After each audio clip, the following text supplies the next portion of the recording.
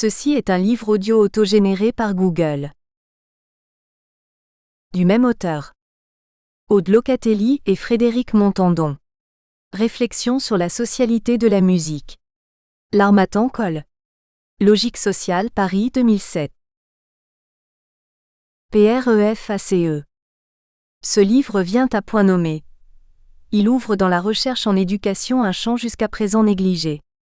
En effet, si les travaux sur l'éducation musicale et sur la didactique de la musique sont nombreux et repérés, en revanche les recherches sur la relation entre société, musique et éducation familiale sont un domaine à peine exploré.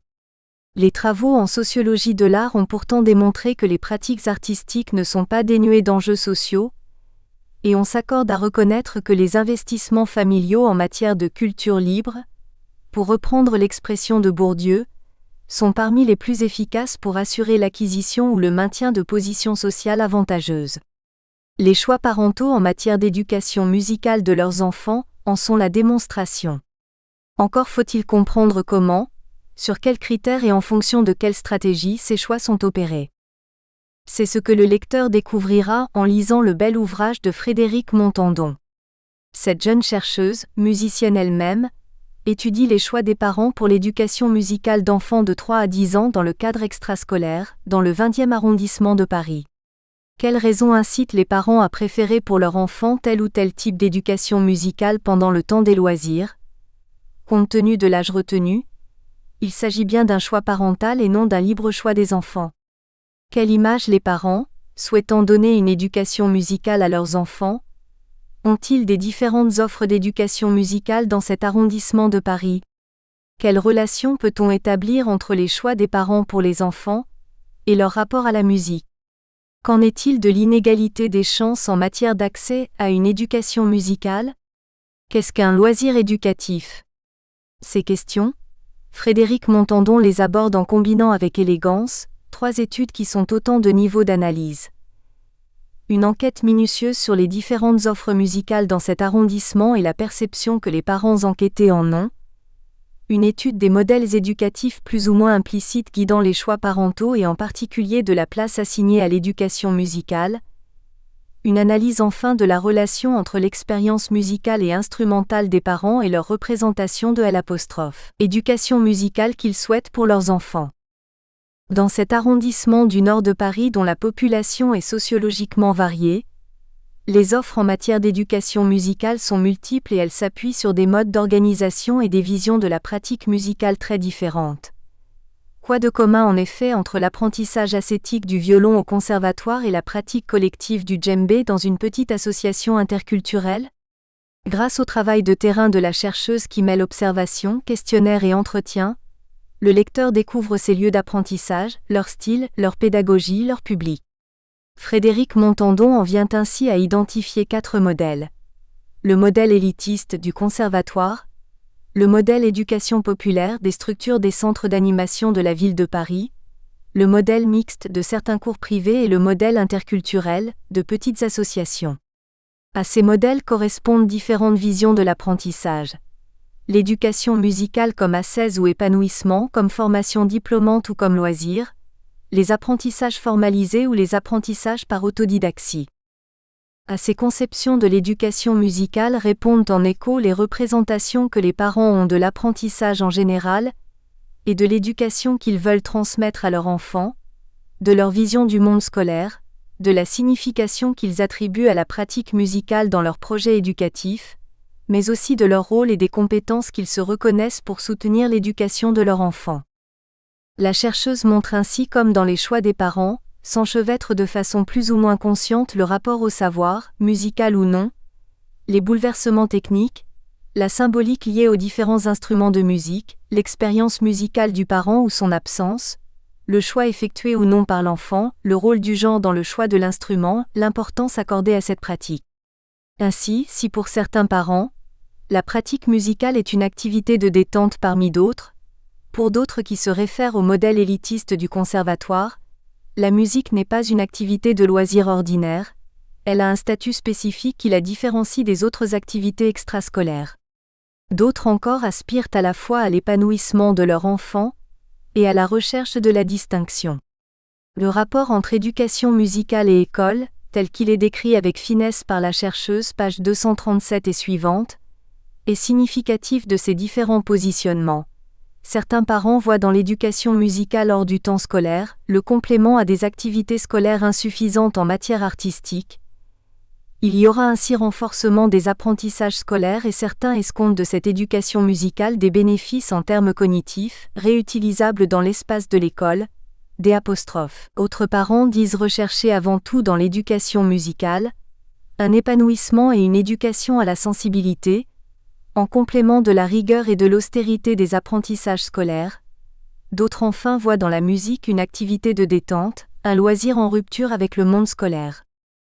Cette recherche est originale, passionnante et pleine d'enseignements. En traitant d'un objet qui, à première vue, pourrait sembler marginal dans la recherche en éducation, Frédéric Montandon propose en fait au lecteur un analyseur puissant des réalités éducatives contemporaines. Qu'elle en soit remerciée. Marie-Anne Hugon. Professeure en sciences de l'éducation. Équipe Crise École Terrain Sensible. Centre de recherche en éducation et en formation. Université Paris-Ouest Nanterre La Défense. Introduction. La relation que la société entretient avec la musique ne cesse d'évoluer, entraînant de profonds changements dans le milieu de l'éducation musicale.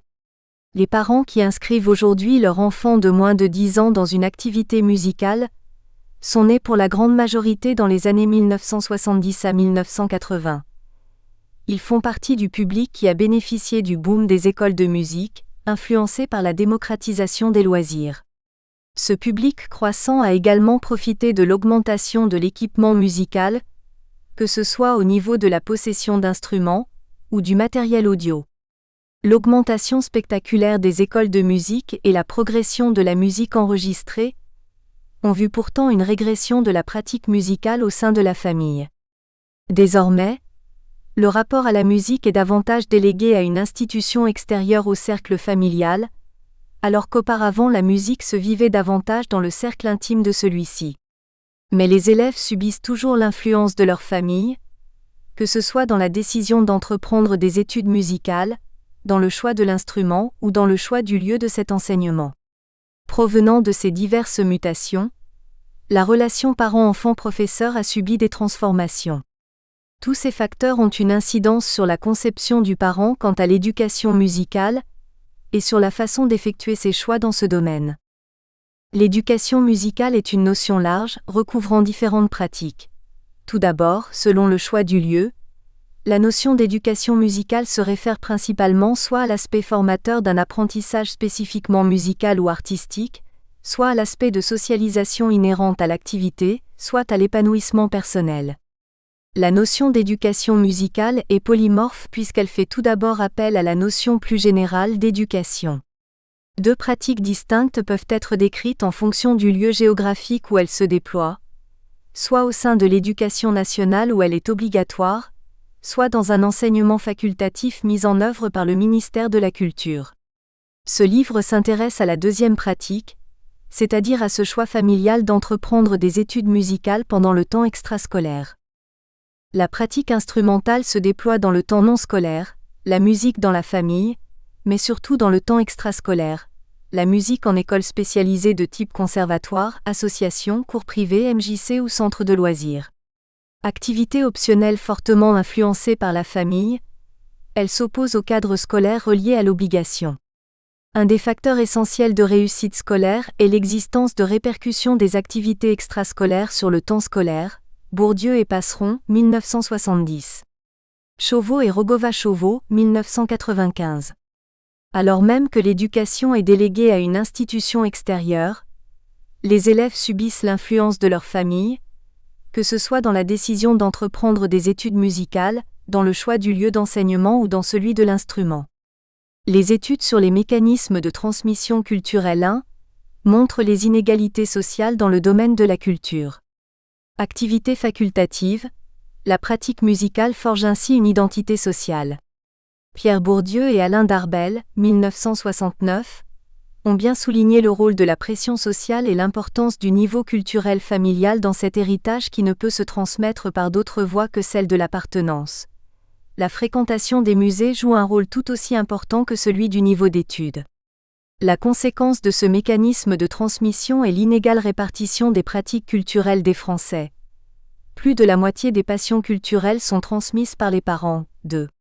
Seulement une personne sur 5 a reçu une passion d'une personne extérieure au cercle familial dans le domaine culturel. 3.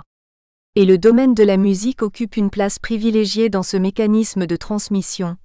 C'est dans le domaine de la musique, 57%, que l'influence des parents s'exerce avec le plus de force. 4.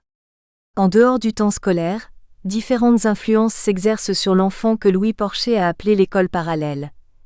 L'école parallèle est constituée par l'ensemble des circuits grâce auxquels parviennent aux élèves, comme aux autres, en dehors de l'école, des informations, des connaissances, une certaine formation culturelle, dans les domaines les plus variés.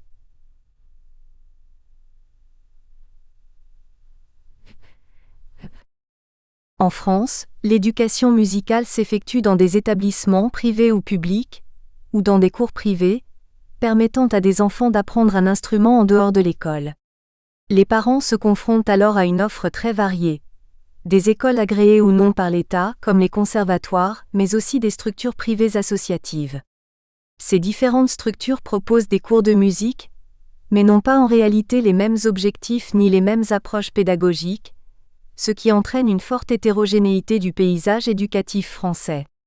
Le choix des parents ne dépend-il pas de plusieurs facteurs, à la fois géographiques, informationnels quant aux connaissances qu'ils ont des différentes structures, représentationnels quant à l'image qu'ils s'en font et aux attentes qu'ils mettent dans cet enseignement? L'enseignement dans une structure type conservatoire a une reconnaissance sociale. Il reçoit l'agrément du ministère de la Culture. Il est soutenu et travaille en collaboration avec la Direction régionale des affaires culturelles. Les associations type loi 1901 proposant des cours de musique ont souvent des agréments du ministère de la Jeunesse et des Sports, mais ne reçoivent que rarement des subventions. La définition d'une école de musique de la part des instances institutionnelles comme le ministère de la Culture, l'INSEE ou le DEP5, présente des divergences importantes. Ces instances s'accordent à l'identifier comme une entité, se consacrant exclusivement à l'objet musique, et ne considèrent donc pas un centre de loisirs ou d'animation, où les activités de basket, peinture ou musique se côtoient, comme une école de musique. La vision de certains parents contredit cette définition et les activités proposées par des centres d'animation sont perçues comme une activité d'éducation musicale.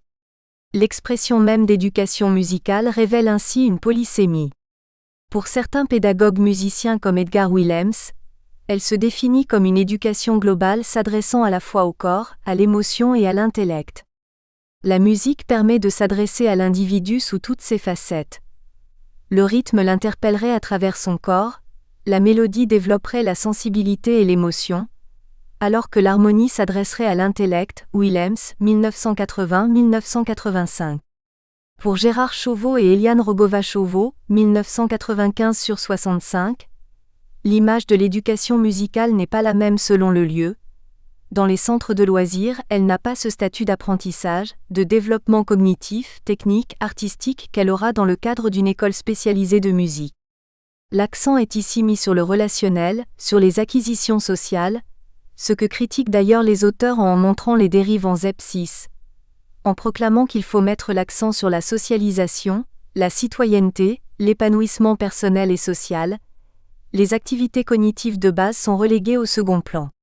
En revanche, dans le milieu professionnel, la pratique musicale demande plusieurs années de formation et appartient au domaine éducatif. Elle repose sur des projets pédagogiques détaillés.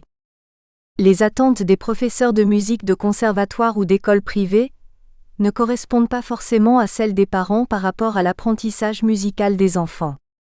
Pour Antoine Aignon, 1986, les professeurs, les directeurs, les parents ou les élèves ne mettent pas les mêmes enjeux dans la musique. Il existe diverses façons de la qualifier qui montrent ces divergences. Pour les uns, la musique est un métier. Pour les autres, un plaisir, une passion, un élément de la culture générale, un moyen d'éveiller les enfants à la scolarité difficile ou encore un patrimoine à préserver. Elle est ainsi un moyen de se cultiver, de se définir ou de se divertir. Cette conception a une influence sur le fonctionnement des écoles de musique. S'intéresser aux parents, c'est prendre en compte qu'il est dans la réalité très présent dans la relation pédagogique. C'est lui qui achète ou non l'instrument, qui fait la recherche de l'institution, qui amène l'enfant à l'activité, à qui l'on confie le suivi entre les cours, et qu'il joue également un rôle moteur dans la relation symbolique à la musique. La question concernant les dispositions et les motivations de certains parents à faire pratiquer la musique à leur enfant conduit à se demander quels sont les différents sens que prend cet acte pour les parents. Les outils d'information disponibles pour les parents vont du site internet de la Cité de la musique, en passant par toute une littérature exposant les lieux de formation musicale 7, le bouche à oreille, ou encore l'expérience du parent musicien. Est-ce qu'un parent novice s'oriente de la même façon qu'un parent musicien ? Analyser les différentes représentations sociales de parents sur l'éducation musicale de leur enfant vise à voir quels sont les divers objectifs des parents vis-à-vis de cette pratique artistique qui provient d'un acte purement facultatif. Quelles raisons incitent certains parents à choisir une telle activité extrascolaire ? Le concept de représentation sociale permet d'explorer les différentes images, les stéréotypes, les croyances, les opinions, les champs d'information, les attitudes et les comportements relatifs à l'éducation musicale. Comme Denise Jodelet 1999 l'a montré, les représentations sociales retentissent sur les conduites. Les conceptions de la pratique instrumentale et les stratégies mises en œuvre dictent et orientent les conduites des parents.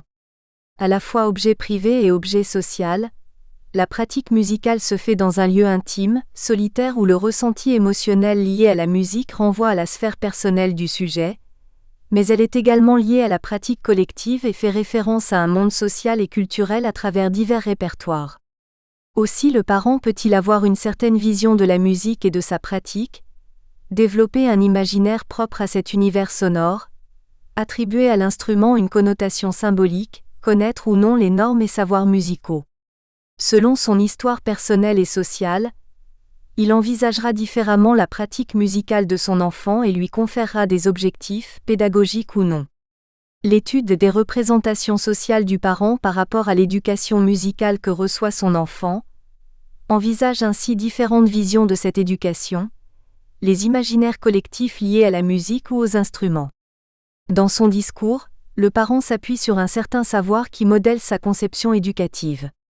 L'analyse de contenu d'entretien avec des parents vise à comprendre quelles sont les fonctions attachées à la musique, qui influencent les attentes d'une éducation musicale et leur choix de l'institution retenue. Les représentations sociales sur l'éducation musicale des parents renvoient à un croisement de diverses représentations. Celles sur les institutions, celles sur l'enfant et sur l'éducation en général, celles sur l'éducation musicale en particulier qui sont traversées par les images symboliques des instruments ou du solfège. Analyser les représentations sociales et les stratégies parentales par rapport aux choix institutionnels d'éducation musicale de leur enfant, aux choix éducatifs musicaux, instruments, accompagnement, âge, conduite à articuler fonctions cognitives et fonctions pratiques des représentations sociales.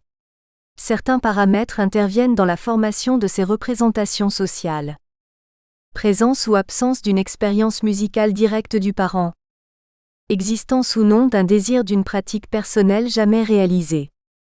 Connaissance d'une hiérarchie implicite des instruments en fonction de l'éducation reçue, de la catégorie socio-professionnelle et de la tradition familiale. Les significations données à la pratique musicale, formation, loisirs, PRE accent aigu professionnalisation, socialisation. Conception de l'éducation musicale comme objet de savoir-faire ou de savoir-être, selon le rôle formatif ou non que la personne lui attribue, et de la connaissance de la culture savante comme capacité de distinction. La pratique effective instrumentale, qu'elle soit ancienne ou actuelle, forge un discours appréhendant plus ou moins toutes les dimensions éducatives de l'activité musicale. Un certain conformiste peut même apparaître. Affirmer une appartenance à une culture supérieure, revendiquer à travers le classicisme un passé qui rendait mieux justice à certains, au contraire donner à une ascension sociale encore toute neuve un peu de patine, ou encore dans les milieux modestes, profiter d'un talent inattendu pour assurer aux rejetons une meilleure situation. Aignan 1986/13. Cette recherche peut aussi combler le désir des parents dans sa tentative de s'approprier le devenir de l'enfant. Les enfants venus apprendre à jouer la musique s'aperçoivent que c'est leur avenir qui se joue ici comme à l'école, mais sur le registre plus imaginaire. C'est la position sociale que leurs parents leur désignent par le biais de la culture classique. Aignon 1986/13. Des perceptions spécifiques portées sur l'éducation musicale peuvent insister sur des acquisitions techniques ou sur le développement de la sensibilité, de l'expression, ou encore sur des possibilités de transfert de connaissances dans le domaine scolaire.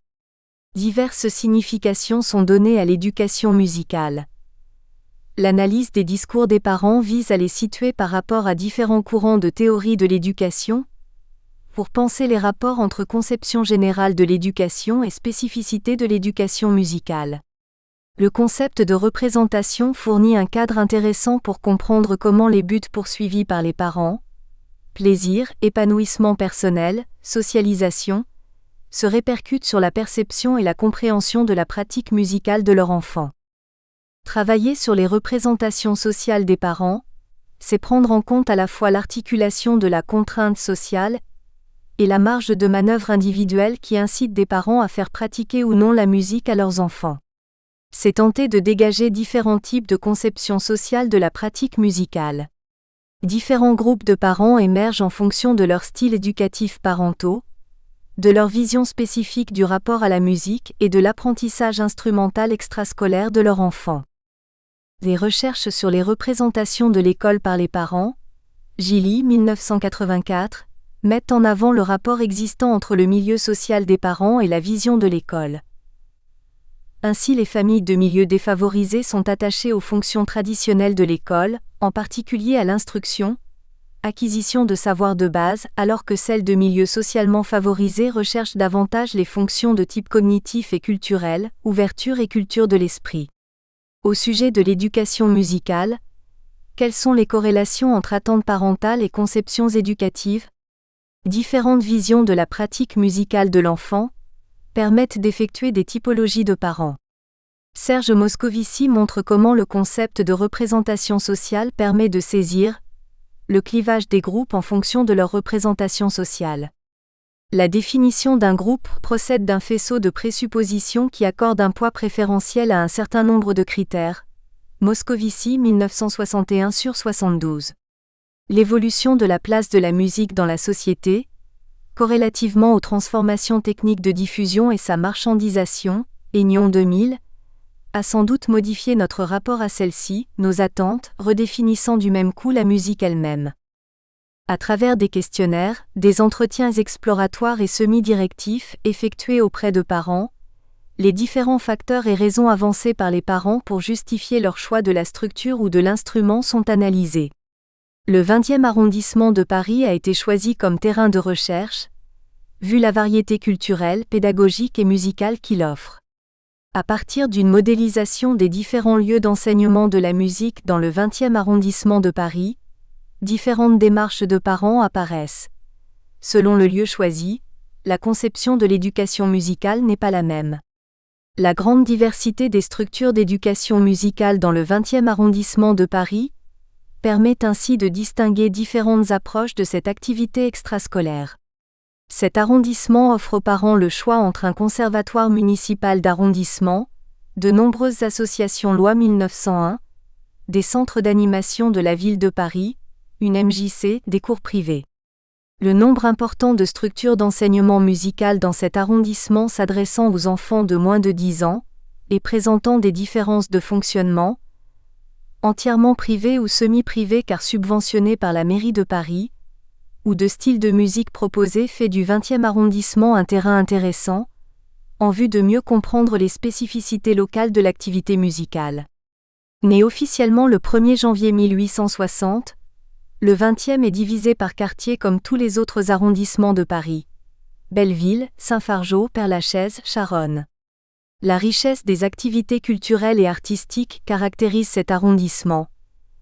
Il se félicite de l'état d'esprit culturel dont témoigne la communauté d'artistes, notamment avec les ateliers de Belleville, du Père-Lachaise et de Ménilmontant, les multiples associations artistiques ou culturelles, et notamment les nombreux théâtres. Un des plus peuplés de Paris, Cet arrondissement est décrit comme dynamique et riche en diversité. De multiples genres musicaux y sont enseignés, classique, musique cubaine, musique africaine ou encore jazz. Il offre aussi différents modèles d'enseignement de la musique. Cours individuels ou cours collectifs, tradition orale ou écrite.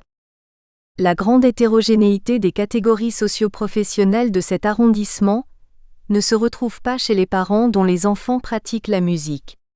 Nombreuses recherches sociologiques, l'Union, montrent que cette pratique concerne surtout des populations de catégories sociales aisées.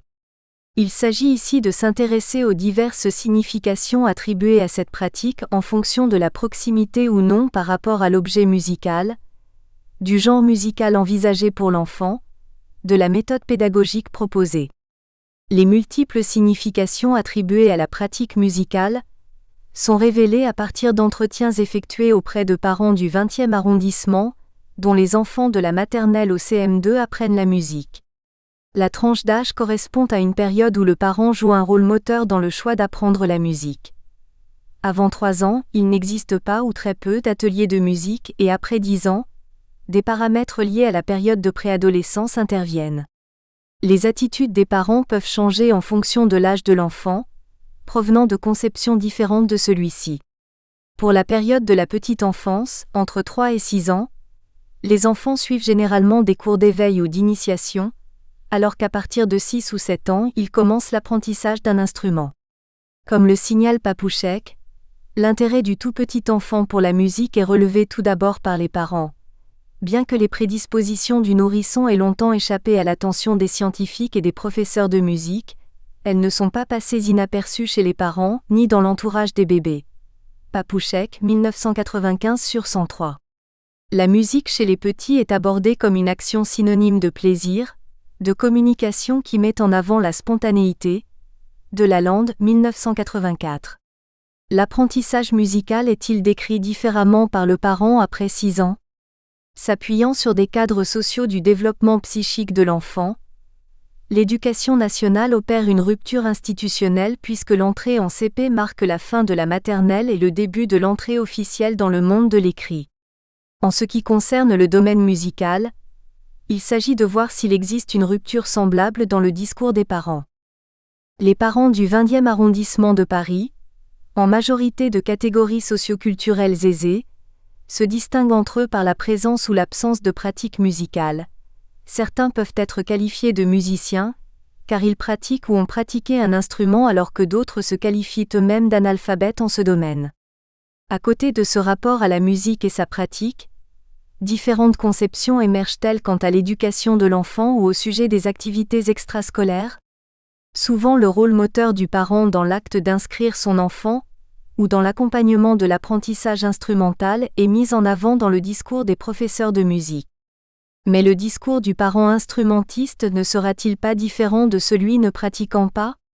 Les spécificités de la pratique musicale, sous-entendues chez le professeur de musique, n'apparaîtront sans doute pas de la même façon dans le discours de ces deux types de parents.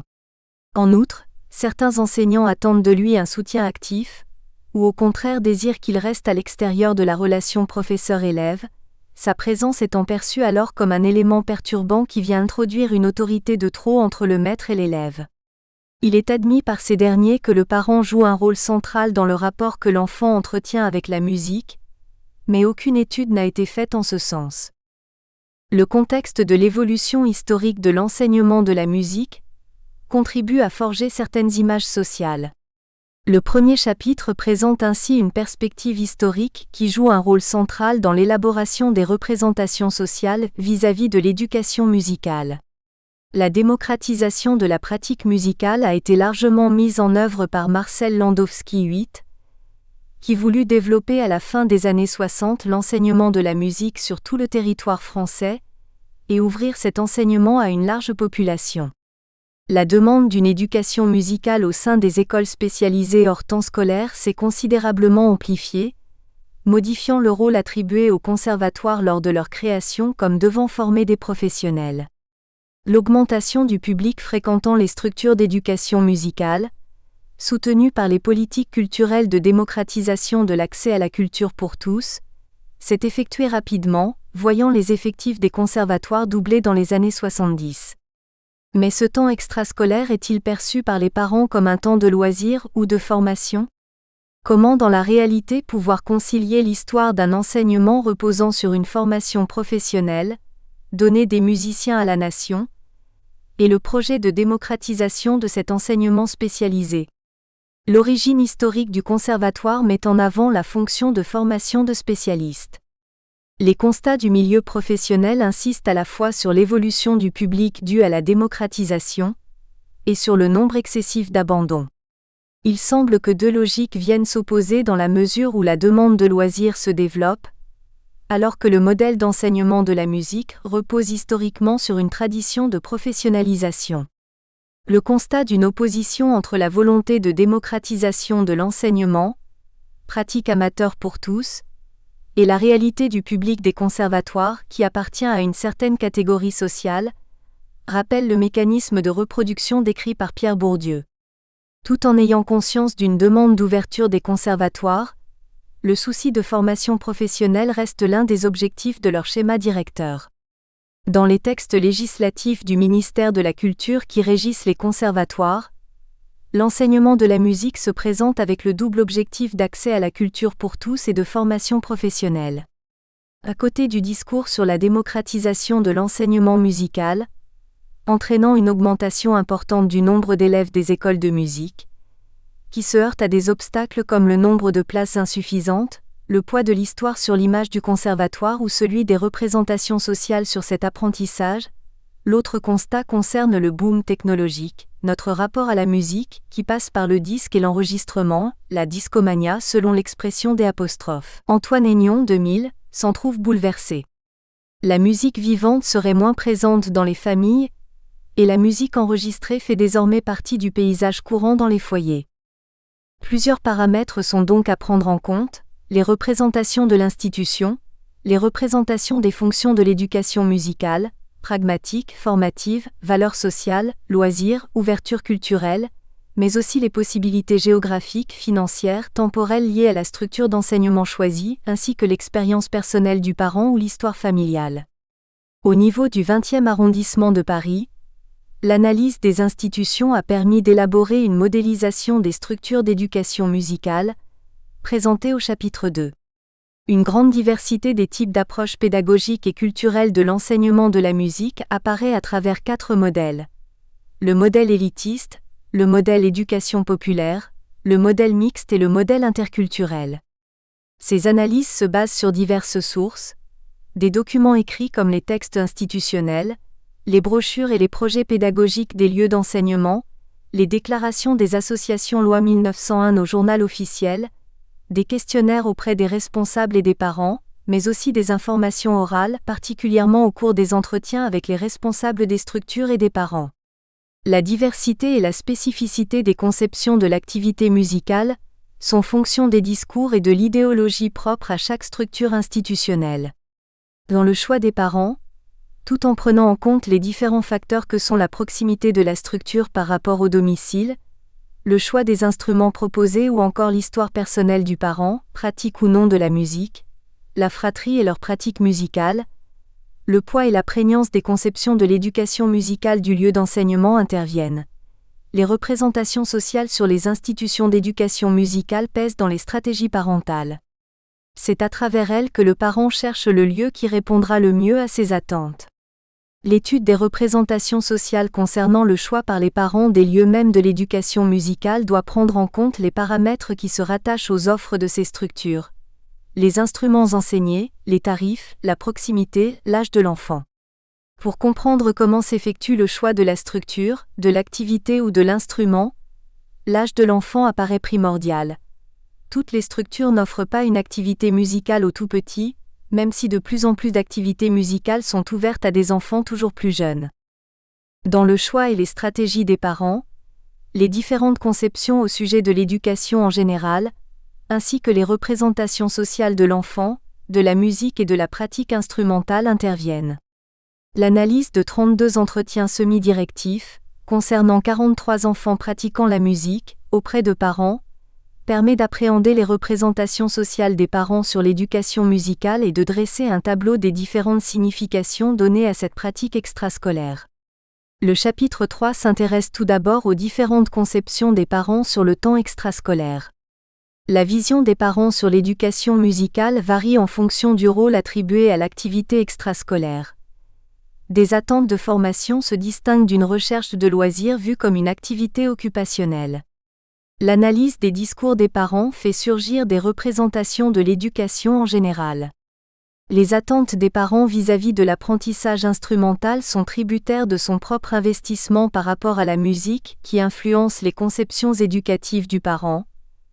Plus il accorde de la valeur à l'apprentissage de la musique, moins cette activité aura le statut d'une activité occupationnelle. L'âge de l'enfant contribue à élaborer une conception particulière de l'éducation. À côté des représentations du temps de loisir, en dehors de la contrainte de l'école, les représentations sociales de l'enfant, qui varient selon l'âge, interviennent dans les représentations sociales de l'éducation. L'existence d'une rupture institutionnalisée aux alentours de 6 ans induit un bouleversement dans les attentes, les connotations, les conceptions de cette activité musicale. La charnière définie par l'âge de l'enfant se traduit par différents termes utilisés qui soulignent une divergence quant à la perception éducative. Certains spécialistes utilisent le terme d'éveil à la musique. D'autres critiquent ce terme, trouvant que tous les enfants sont naturellement éveillés et lui préfèrent le terme d'initiation musicale qui suppose qu'elle est un prélude à un futur apprentissage.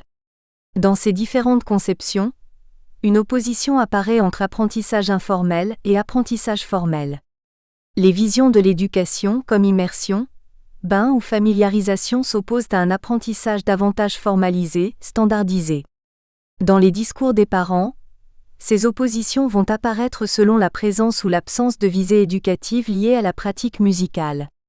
Les représentations sociales de l'activité musicale, concernant le temps extrascolaire, influent sur les différentes conceptions sous-jacentes de l'éducation en général et de la présence ou l'absence de visée éducative. L'étude des représentations sociales permet de montrer le lien étroit entre éducation musicale et éducation en général. Les représentations sociales concernant les spécificités de l'éducation musicale sont analysées au chapitre 4. En étudiant, à travers les discours des parents, les représentations qu'ils se font du rôle de la pratique musicale sur leur enfant, les rapports entre éducation musicale et éducation en général sont examinés. La place accordée à la pratique de la musique dépend de la conception que l'on a de la formation en général, mais aussi de l'image de l'éducation musicale ou encore de la dimension symbolique de l'instrument. L'expérience musicale ou artistique, antérieure, actuelle ou son absence, contribue à construire une certaine représentation de l'éducation musicale en particulier que le parent souhaite développer chez son enfant. Elle influe sur la conception et les attentes du parent, recherche d'un développement cognitif, motivationnel, affectif, artistique, comportemental. Le sens de la pratique musicale diffère selon cette expérience. Parents musiciens et parents non musiciens transmettent une signification différente à cette pratique. L'expérience personnelle modèle le discours des parents. Souvenirs positifs ou négatifs entrent en jeu dans les choix de l'instrument, de la structure institutionnelle, du professeur, comme dans la démarche d'apprentissage.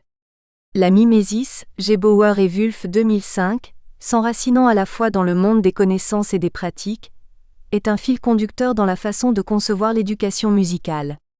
Les connaissances et les pratiques du parent éclairent la relation pédagogique et les objectifs mis en avant.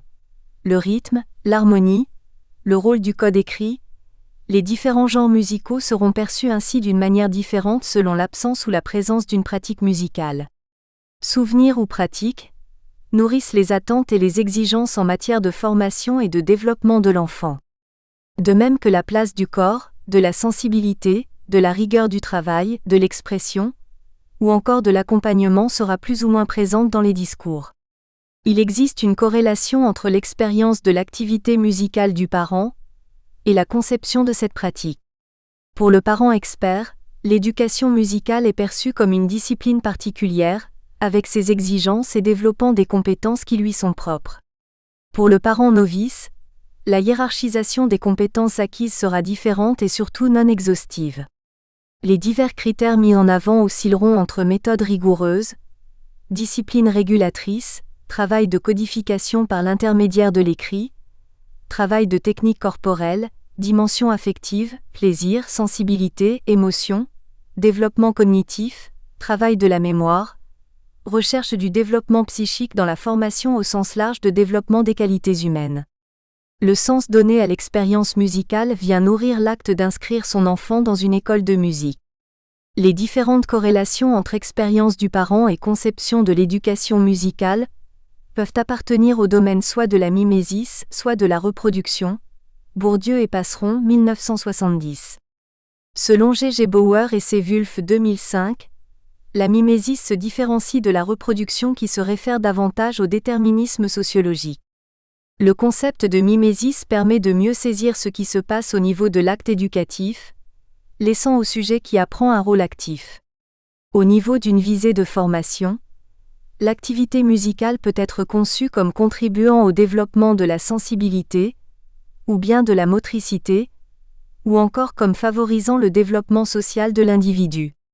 L'expérience des parents peut d'autre part se concevoir en relation avec la fréquentation d'une structure d'éducation musicale par les aînés.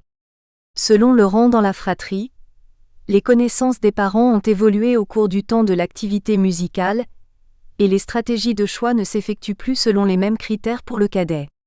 Une familiarisation dans le domaine de l'éducation musicale contribue à faire évoluer le discours du parent ainsi que sa perception. Chapitre 1 : Les différents lieux d'enseignement de la musique, perspective historique. Les travaux sur l'histoire de l'éducation musicale en France sont peu nombreux, comme le constate Daniel Piston, 1983, qui cite 2 ouvrages de référence sur ce thème, celui de Lavignac, 1902 et de Favre, 1980. La question de l'enseignement de la musique dans les ouvrages généraux sur l'enseignement est souvent occultée. Pour Jean-Pierre Mialaret, 1986, les difficultés rencontrées sont à la fois liées à l'approche historique des faits éducatifs, c'est-à-dire aux difficultés à situer et à relativiser les événements, et aux difficultés à adopter une démarche véritablement multidisciplinaire. Les recherches ont essentiellement porté sur la musique à l'école, Alten 1995, et sur les écoles agréées par l'État, c'est-à-dire l'enseignement officiel, Madurel 1993. Mais les études sur le monde de l'apprentissage de la musique dans la vie associative, c'est-à-dire dans les écoles privées ou subventionnées mais ne relevant pas de la fonction publique territoriale, ou dans les nombreux cours privés sont très rares et même semblent inexistantes.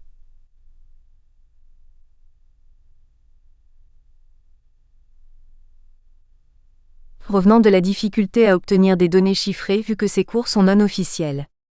Les associations, de type loi 1901, n'ont cessé de se développer depuis le début du XXe siècle, et proposent parfois un mode d'approche différent de celui des conservatoires et écoles de musique agréées. Des associations offrant un apprentissage autour du jazz se sont par exemple ouvertes avant que l'apprentissage de ce style de musique soit présent dans les structures agréées. Dans les structures de type privé, l'évaluation de l'apprentissage, même s'il existe afin de créer des classes de niveau, est souvent moins présent et surtout ne s'accompagne pas de la sanction d'un renvoi. Il est intéressant de noter la place marginale qu'occupe l'éducation musicale à l'école primaire. Dans l'histoire des disciplines scolaires, la musique, comme les autres disciplines artistiques, a un rôle secondaire, apparaissant et disparaissant régulièrement des programmes. Tenu la plupart du temps en piètre estime, par inconscience, voire dédain, l'art des sons n'a joué qu'un rôle effacé et très secondaire à l'école, Favre 1980. En s'intéressant au statut joué par la musique dans l'enseignement primaire pendant un siècle, Michel Alten, 1995, dégage des éléments de compréhension sur les rapports que la société française entretient avec l'école et la place de l'enseignement de la musique. À partir de 1882, la musique devient officiellement, c'est-à-dire dans les textes, obligatoire dans la scolarité primaire. Mais dans la réalité, la pratique de la musique est loin d'être systématique, car cette discipline, en proie à des préjugés tenaces et anciens, Gerbode, 1983/37, est loin d'être considérée comme une discipline à part entière. Malgré de nombreuses initiatives, elle est dans la réalité souvent absente des écoles élémentaires. Cet état de fait reste encore aujourd'hui d'actualité dans les écoles. En 1983, Daniel Piston s'indignait du retard de la France. Retard de la place de la musique dans la formation générale, par rapport à d'autres pays européens qui consacrent 2 heures hebdomadaires à la musique, retard dans les recherches sur la pédagogie de la musique. Et dans un rapport du ministère de la Culture datant de 1993-9, Janine Cardona notait un sous-équipement en matière de formation professionnelle car il n'existe que 2 conservatoires supérieurs en France alors qu'en Allemagne, elle en dénombrait 23 et 18 au Royaume-Uni. L'enseignement musical, contrairement au domaine de la création et de la diffusion qui fut rapidement une affaire d'État 10, n'a été considéré que bien plus tard comme faisant partie des prérogatives de celui-ci. Alors qu'augmente à l'époque de l'après-révolution le domaine d'intervention de l'État, l'enseignement artistique reste dépendant des initiatives locales. L'enseignement de la musique au XIXe et début du XXe siècle. Le rôle de l'État, au lendemain de la Révolution. À l'époque de la Renaissance, dans les collèges, l'enseignement musical s'effectue dans une étude individuelle privée. Il est donc assuré par un maître privé payé par les parents.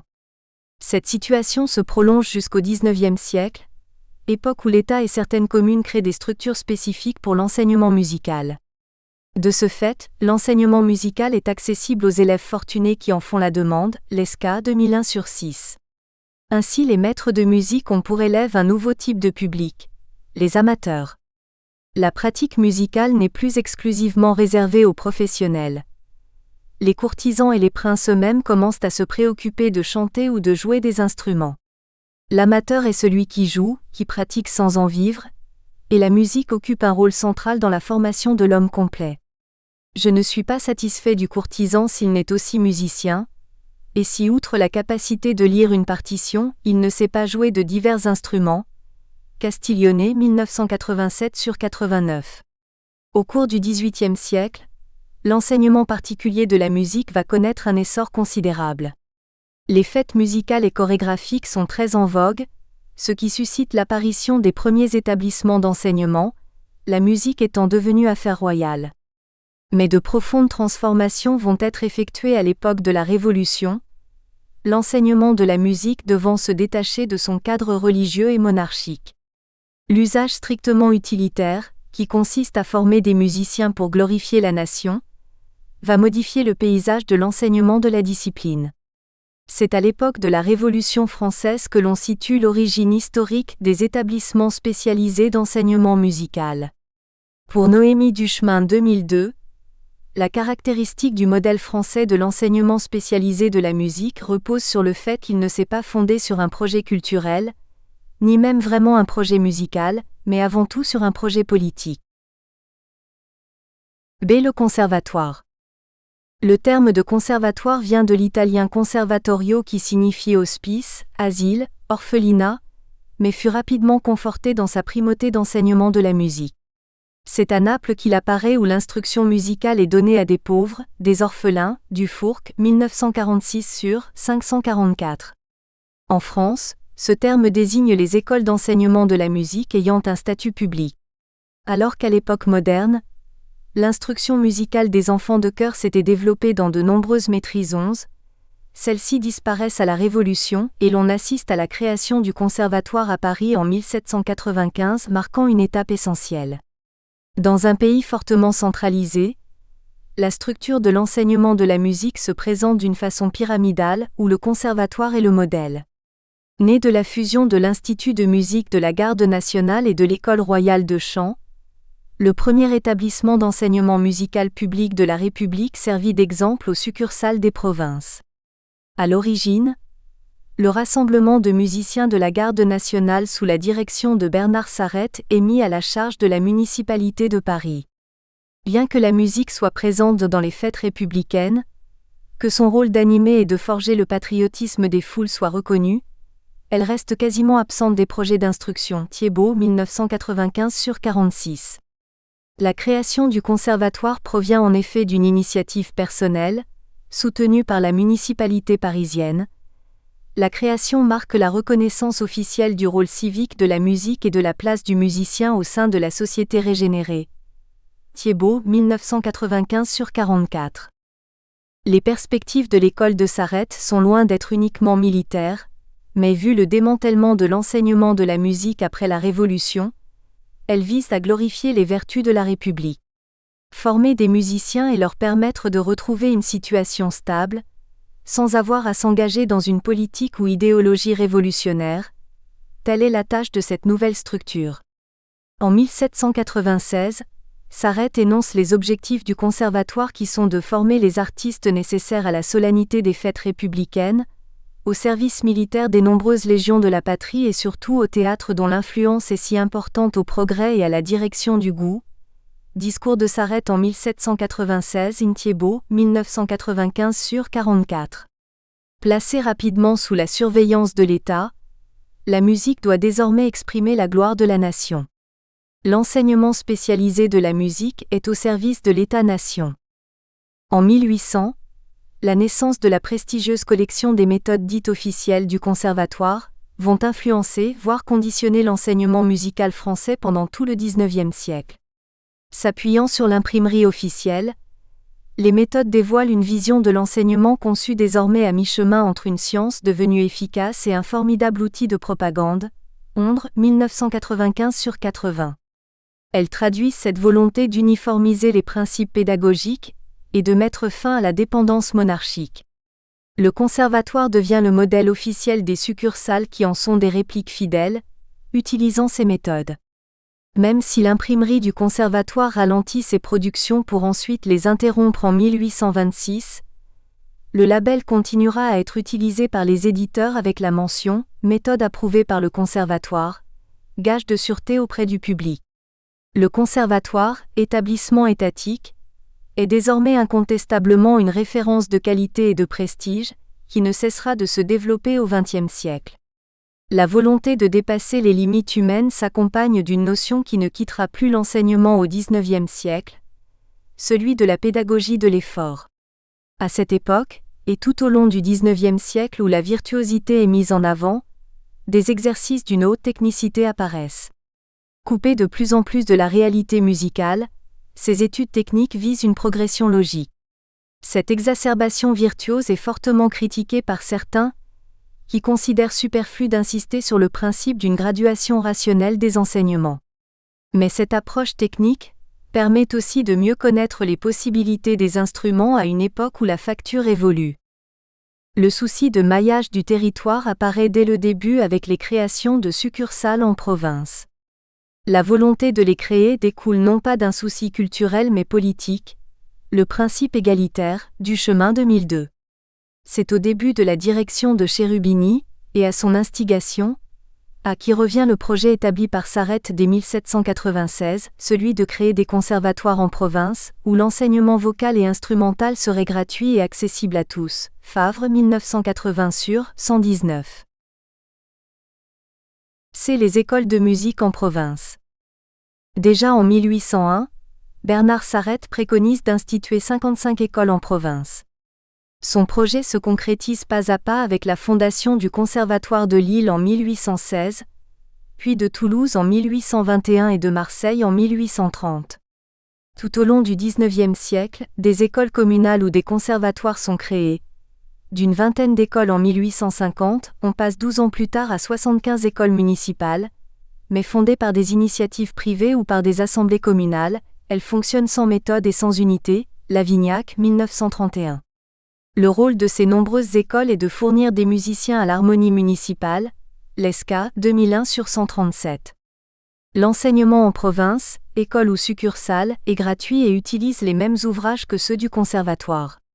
Une école de musique communale peut devenir école nationale, puis obtenir le titre de succursale du conservatoire. Elle a généralement comme objectif de fournir des chanteurs au conservatoire. La décentralisation n'a pas remis en cause l'unité de l'enseignement. Au contraire, l'unité de l'enseignement était la condition préalable de la décentralisation. Duchemin 2002/45. L'origine et le fonctionnement des écoles de musique proviennent des communes, et l'autorité de l'État apparaît insuffisante, que ce soit par l'absence de projet pédagogique ou par sa faible participation financière. Lors de la promulgation de la Grande Loi communale de 1884, 24 écoles de musique furent classées nationales et on en comptera 44 en 1930. Mais l'on observera dès 1914 un déséquilibre financier dont les communes feront les frais, qui s'aggravera au fil des années. Duchemin 2002/45. Au début, l'État donnait presque autant que la commune pour ensuite n'intervenir que de façon très minime dans le budget de fonctionnement de l'établissement. L'organisation est bien moins unifiée que celle des écoles ou collèges. Les plaintes sur les installations de locaux très insuffisants sont fréquentes. L'enseignement de la musique en France se divise donc en 3 catégories. Les conservatoires, succursales du Conservatoire de Paris, les écoles nationales de musique relevant des municipalités et les écoles municipales. Les conservatoires succursales du Conservatoire de Paris, issus du projet de Sarrette, ne sont pas du tout sous la dépendance administrative ou financière du Conservatoire. Ils sont municipaux, contrairement au Conservatoire de Paris qui dépend de l'État, mais ils présentent une similitude d'organisation. L'État peut ratifier ou refuser les nominations de professeurs et de directeurs proposées par la municipalité.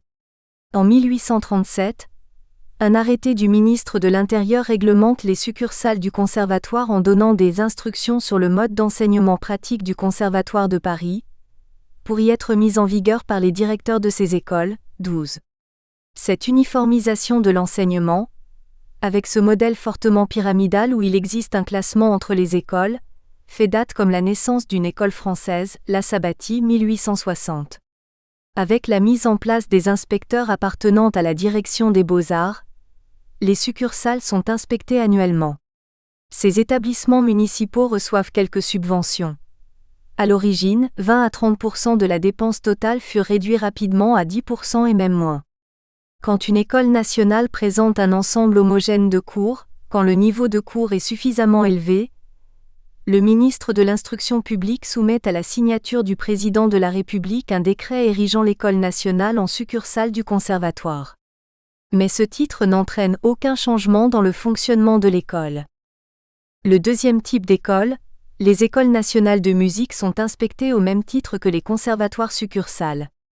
D'origine municipale, ces écoles n'appartiennent pas à l'État comme pourrait le laisser croire leur appellation. Elles n'ont d'autre part aucune action nationale, Vlieger 1979/224. Le passage du statut municipal à celui de national s'effectue par la signature d'une convention entre l'État et la ville, qui place alors l'école sous le contrôle de l'État et dont les subventions restent très faibles. Les avantages de cette convention sont multiples. Elle met l'école à l'abri d'une réduction éventuelle des ressources, elle impose un règlement et un programme d'études ce qui la distingue d'une école municipale, elle soustrait le personnel aux influences de la politique locale puisqu'il existe désormais des garanties quant au recrutement. Quant à la subvention de l'État, elle n'est en réalité que symbolique. Le fonctionnement reste fortement municipal, mais l'inspecteur qui contrôle donne un poids, un lien entre les différentes écoles nationales et finalement une garantie de qualité. Enfin, les conservatoires ou écoles, ne relevant que des municipalités, ont des contrôles annuels de l'inspection des écoles de musique des départements qui élaborent des rapports afin d'accorder ou non des subventions éventuelles, primes ou bourses données par l'État. En 1926, on dénombre 27 écoles municipales. Certains établissements importants, comme Bordeaux ou Marseille, après avoir été rattachés à l'État, sont revenus à une gestion purement municipale. Ces écoles jouent un rôle central. Ce régime administratif est très répandu en France de 1919 à 1939. Devant la carence de l'État en matière d'implantation d'écoles de musique, la France connaît une réelle prolifération d'écoles municipales de musique dans la deuxième moitié du XIXe siècle et dans les premières années du XXe siècle. Vlieger 1979/222. Étant communales, elles sont très différentes les unes des autres. Créées la plupart du temps sur l'initiative de la ville, elles jouent le rôle de pépinière pour le Conservatoire de Paris, Vlieger 1979/222. Même s'il existe une grande disparité quant au fonctionnement selon les communes, c'est la ville qui procure le local, c'est le maire qui nomme le directeur, les professeurs et personnels qui sont des employés municipaux. Ces écoles ont un règlement et un statut approuvés par le conseil municipal. L'inconvénient, souvent souligné, tient au fait que le conseil chargé de la bonne marche de l'école n'a guère de compétences dans le domaine de la musique. Les fluctuations de la politique locale peuvent également avoir des répercussions importantes. De plus, Le fonctionnement est très lié à la personnalité par exemple du directeur, puisqu'il n'existe aucune politique d'ensemble, aucun programme pédagogique, aucun moyen de contrôle de la municipalité sur la valeur de l'enseignement. D. Les structures privées. La définition de l'école de musique privée n'est pas sans ambiguïté. Violaine de Vlieger 1979 dénombre en 1930 seulement 6 écoles privées alors que, dans l'annuaire de 1926-13, 21 écoles de musique sont répertoriées pour la ville de Paris uniquement. Les structures privées les plus nombreuses de la capitale se situent dans les 16e et 9e arrondissements, avec respectivement 4 écoles. Ensuite, nous trouvons 3 écoles dans le 8e, 2 dans les 5e, 18e et 4e arrondissements, une seule pour les 14e et 10e arrondissements. Selon Alavignac, les écoles de musique privées sont en nombre restreint. Cela tient aux mœurs françaises, au peu de confiance que le français accorde aux initiatives privées, sinon à la méfiance qu'inspire un enseignement sans contrôle, sans caractère officiel. Lavignac, 1931 sur 3439. La création et le fonctionnement des structures privées dépendent des fonds qui proviennent du nombre d'inscrits et seules de rares familles peuvent offrir de tels cours à leurs enfants. Vlieger 1979 sur 217, mais certaines bénéficient de subventions 14. Les structures privées se différencient entre elles également dans leurs objectifs. Certaines proposent un enseignement en vue de former des professionnels. Nous espérons que vous avez apprécié cet aperçu. Pour continuer à écouter ce livre audio sur Google Play Livres, utilisez le lien dans la description de la vidéo.